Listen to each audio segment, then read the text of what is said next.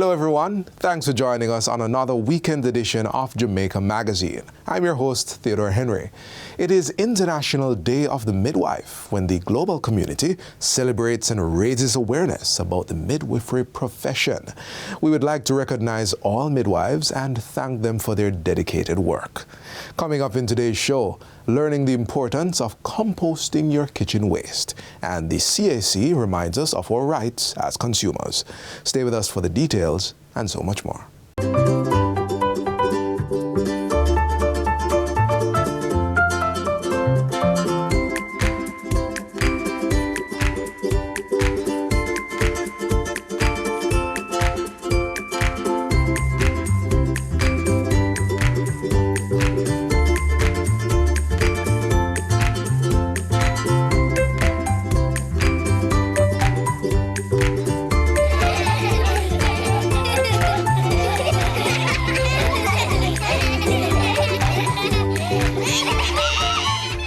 Thanks for staying with us. If you're ever wondering about the rights that you have as a consumer, one of the organizations to get information from is the Consumer Affairs Commission.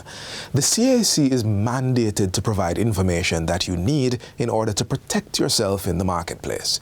Here are some important tips from them. It's important that when you purchase items that you demand your receipts. We're not talking about little tapes that don't reflect name of the entity, the address, as well as a contact number. It must also have the description of the item. So when you go to any store and that is what is being proffered to you as a receipt, we're encouraging you to say, no, I need something written. Can you please write out properly what it is that I've bought, especially those high-value items? Can you imagine you actually purchase a motor vehicle and you did not get a receipt? In addition to that, we also encourage you to have a warranty. A warranty for high-value items, for services. It's very important. It means that you can go back within a particular period of time and have issues that may arise addressed without possibly additional costs to you. And I say possibly additional costs because, for example, if you purchase a refrigerator, now the warranty may indicate that you have a 10-year warranty on the compressor. However, that does not necessarily mean that you have the warranty on the board that is associated with the compressor.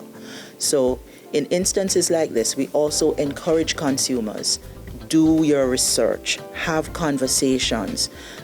You have a right to information, you have a right to choose, but you also need to know how to exercise those rights properly.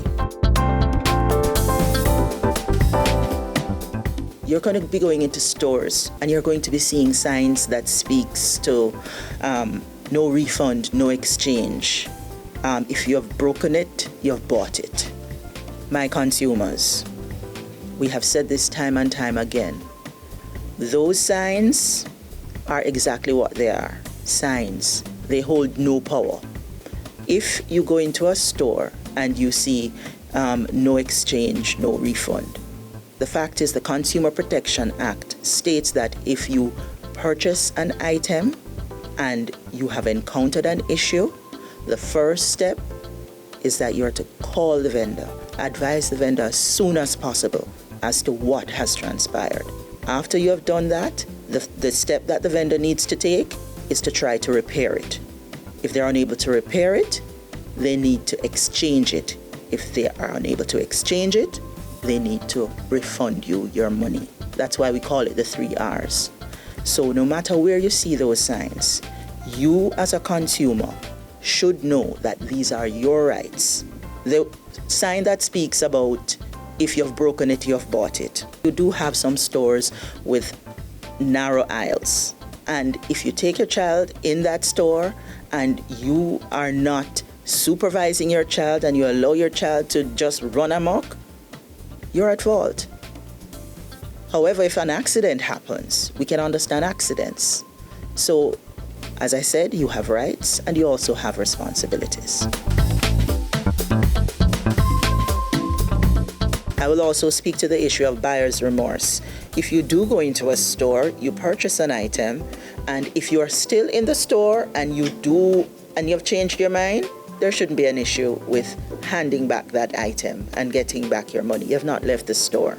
However, if you purchase the item, step out through those doors, and then you decide, hold on, I don't want this anymore. Guess what? That's on you. You made the decision to purchase an item. You would think that, yes, you can just walk back in the store and say, I don't want this anymore. But that's not how it works. So, one, is there something wrong with the item? The fact is, no. You're simply taking it back because you no longer want it. That is called buyer's remorse. So be very careful of that one as well. In instances where food items are purchased and you find that there's spoilage or you had not done your due diligence and you see an expiry date, immediately contact the vendor, make them aware, and try as soon as possible to also take that in. If you're going to shop online, ensure that you use a familiar website you're used to or that has been established. There are new ones that are popping up all over the places and all that, and people are not familiar with it. There are no history on it. There are no contact information for you to call them, or there's no registration of that website. So you have to be very careful of it. There's also the social media advertisement and transactions that we have seen spring up all over the place. A lot of people are being drawn into it. And we're excited about the product. Oh, I've seen an iPhone that's going for $50,000, boy, and it's an iPhone 11, 12. Be very careful. iPhone don't sell for them kind of money there. We have a situation where companies are offering a product online, and even with the best of intention, when the consumer has gone through the checks and balance and have made payment, only to be told when they receive the product it is missing something, and or when they receive the product, that which they ordered is not what they are receiving.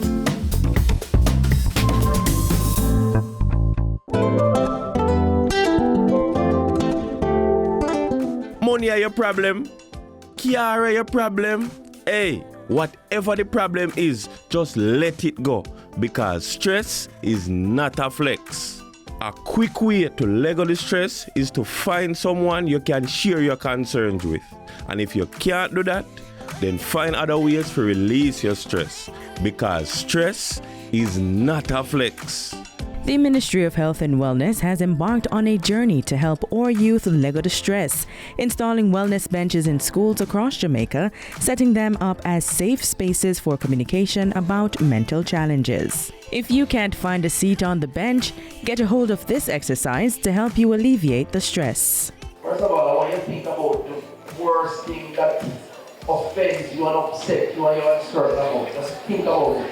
And then, after 3, I want to transfer the stress from the brain into the ball, and it has to show on the face. 1, 2, 3.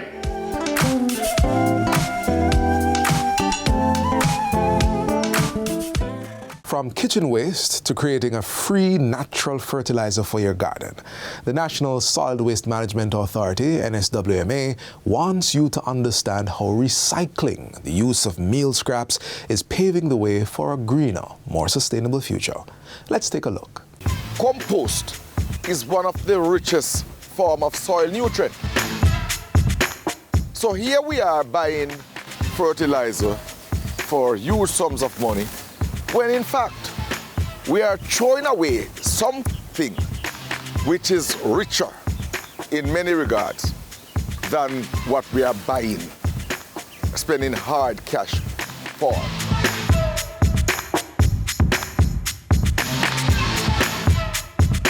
We, from time to time, do what we call garbage characterization survey. This is where we actually go island-wide and take samples of the garbage and look at what make up the garbage. All the surveys that are done in recent past points to one particular set of dynamic. The compostables are always the highest. 67% in some survey, 65% in some. We eat vegetables. We do ground provisions, the peelings from those. We use cardboards, newspapers, lots of stuff that can be broken down and can be put to good use. With such a high percentage of the solid waste being compostable, we are therefore forced to look at how we're going to manage in the best way possible, in the most efficient way possible, that high percentage of the garbage. Composting is a rich form of soil that is broken down by microorganisms to become either fertilizer or soil. Now we're going to do a demonstration to show you how we can do it. First, if we're starting, this is our kitchen waste. So if you're starting a compost bin at home, you need to get your kitchen peel, your banana, your lettuce, your cabbage, your tomatoes, and you cut them in finer particles. It will make it break down much faster. In order for the microorganism to work effectively, you need moisture, you need air, and you need heat. You can use a hand shovel or your hands. Too much moisture will allow the stuff to rot and it won't decompose.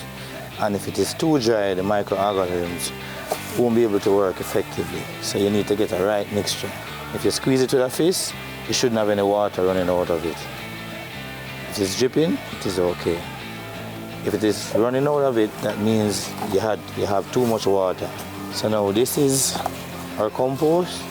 If you keep this moisture in your compost, it will give you a maturity rate of 3.5 months. And you'll get this final product, which is this right here. Compost, what it does, the longer it stays into the ground, is the richer it becomes.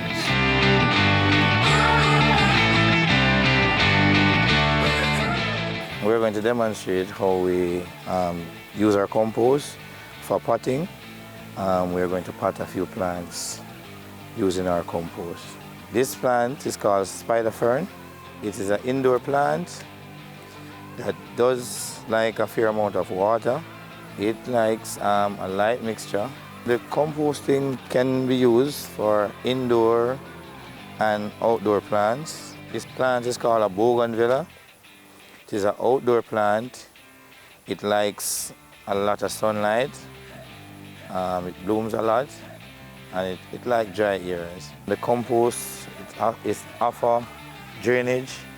It doesn't keep the water too long. This is now 6 weeks old, and this is 3 weeks after being planted as a seedling, using our compost. And this bougainvillea is 6 weeks after being planted by our compost. And they're just blooming, blooming, blooming. This is a mature spider fern that we use for our rentals, and this is about 2.5 months old. At the NWMA, the parks that we manage, the beautiful flowers that you see there, the composting that is used to fertilize these plants are actually done within the department here at Parks and Gardens. The other benefit is that we at the NWMA, we would need less trucks. Now, right now, our biggest problem is trucks to remove garbage. Can you imagine if we could take out the 67%, which we could convert at source? What that would do to our national budget? Gas oil, repairs of trucks, labor to work on the trucks. Just look at it. It is huge savings that could come. Exponential is about getting a behavioral change at source that will see significant reduction in solid waste. We want to see this reduction and to see it in a very tangible way. and we believe that composting provides that excellent opportunity.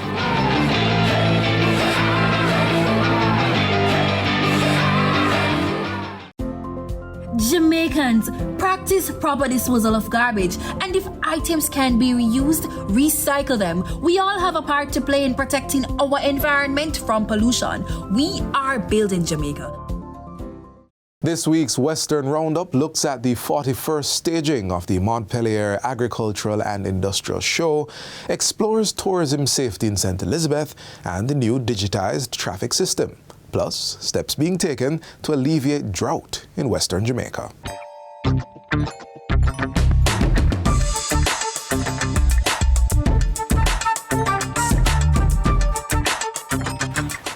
Welcome back, and thank you for sticking with us for another season of Western Roundup. This episode will bring you the highlights from the 41st staging of the Montpelier Agricultural and Industrial Show in St. James. Then we'll hop over to St. Elizabeth to showcase the efforts by the TPDCO in enhancing tourism safety. And finally, we provide you with an update of the new digitized traffic ticketing system. Stay tuned.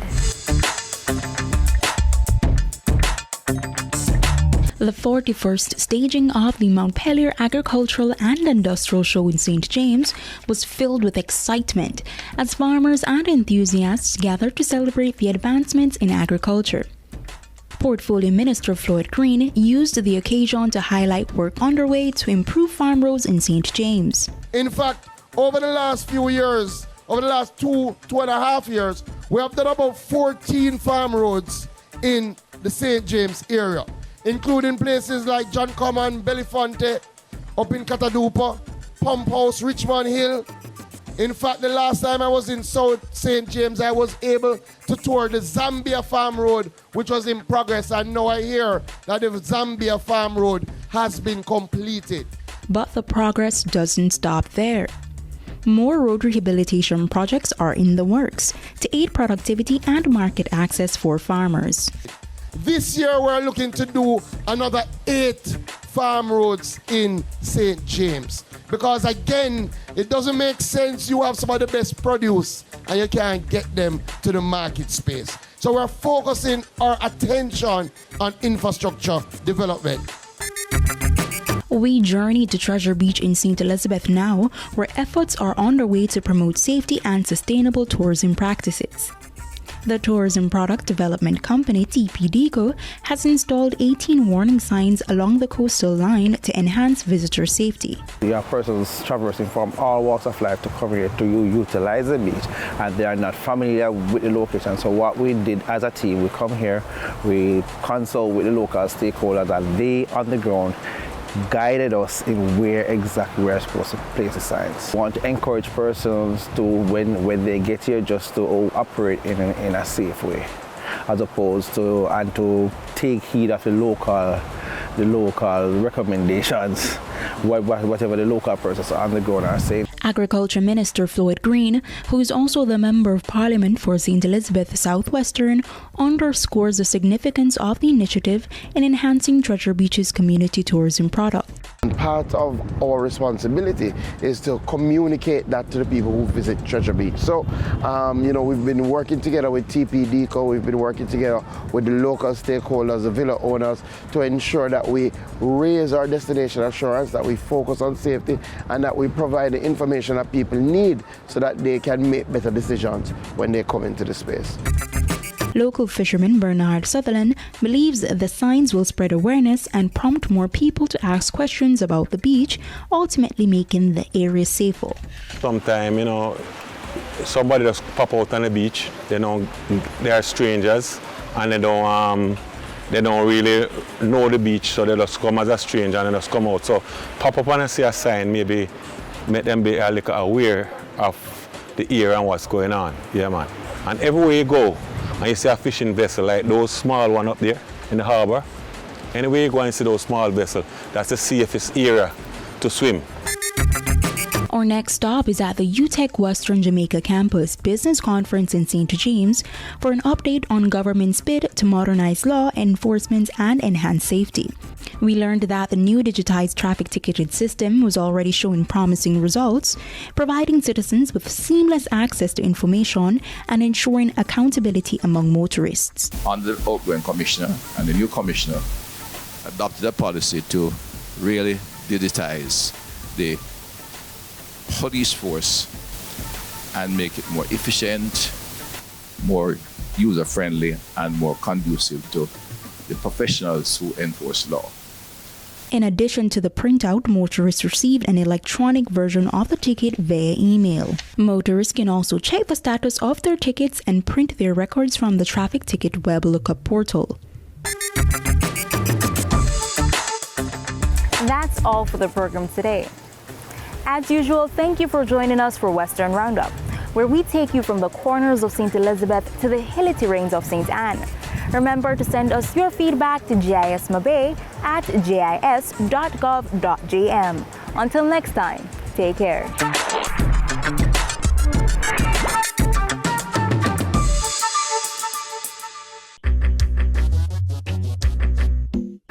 Nutritious food, succulent dishes, superior workmanship, and excellent service. Jamaica is on the go. Let's grow what we eat and eat what we grow. Let's harness the indomitable spirit of our most valued resource, our people. Let's support our local businesses. After all, buying Jamaican means building Jamaica. Parenting is an awesome responsibility that can be overwhelming at times. But with a solid foundation, the right strategies, and good support systems, it can be done well. The National Parenting Support Commission has been mandated by the government to transform and empower parents through a number of programs. Let's take a look.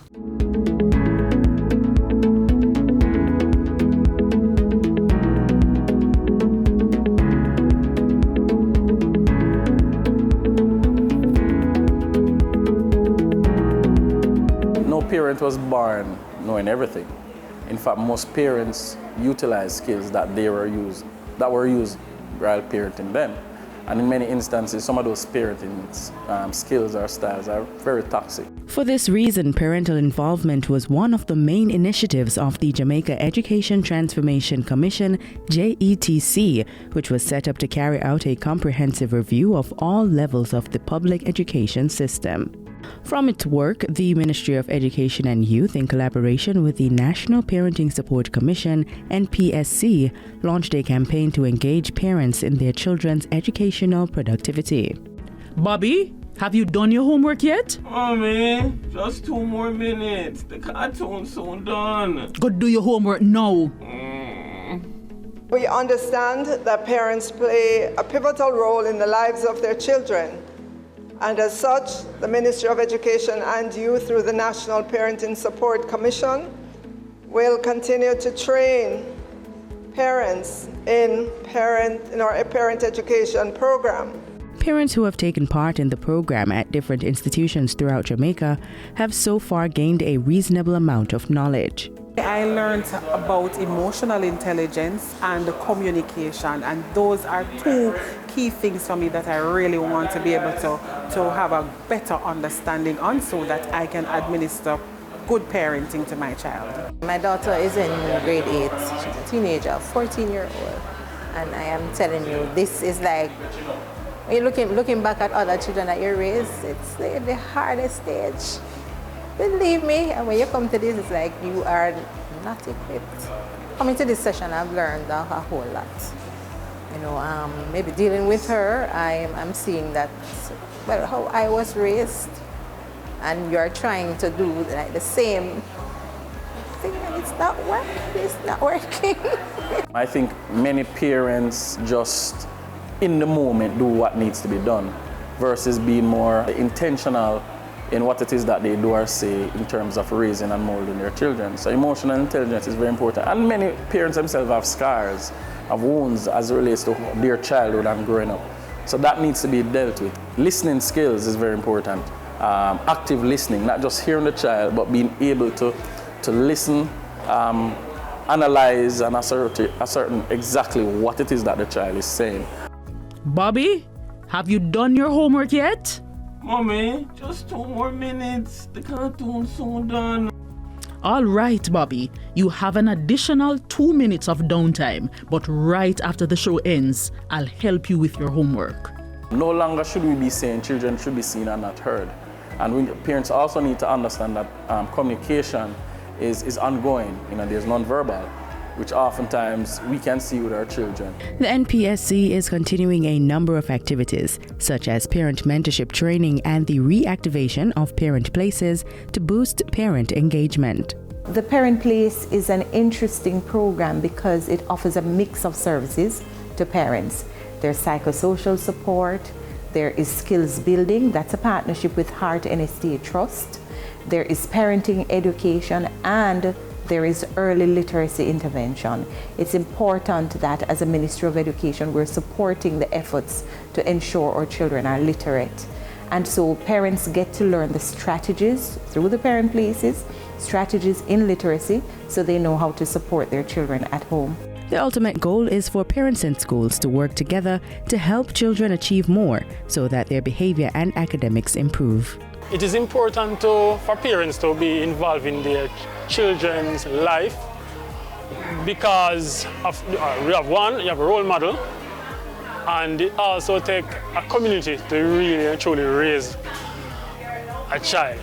So parents are very important, and the support, whether moral support or the social support, financial support. So we're encouraging our parents to continue to be great partners in education. And how can they do this? Find out what programs exist in schools that have been implemented by the National Parenting Support Commission, and also join the PTA.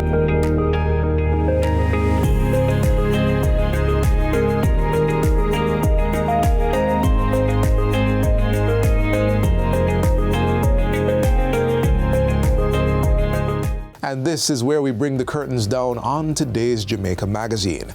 Be sure to join us tomorrow on this station for another informative edition. Remember to visit our website, jis.gov.jm, for this and other information. On behalf of the entire production team, I'm Theodore Henry, reminding you that children have the potential to bring incredible change to our world. But first, we need to recognize their value.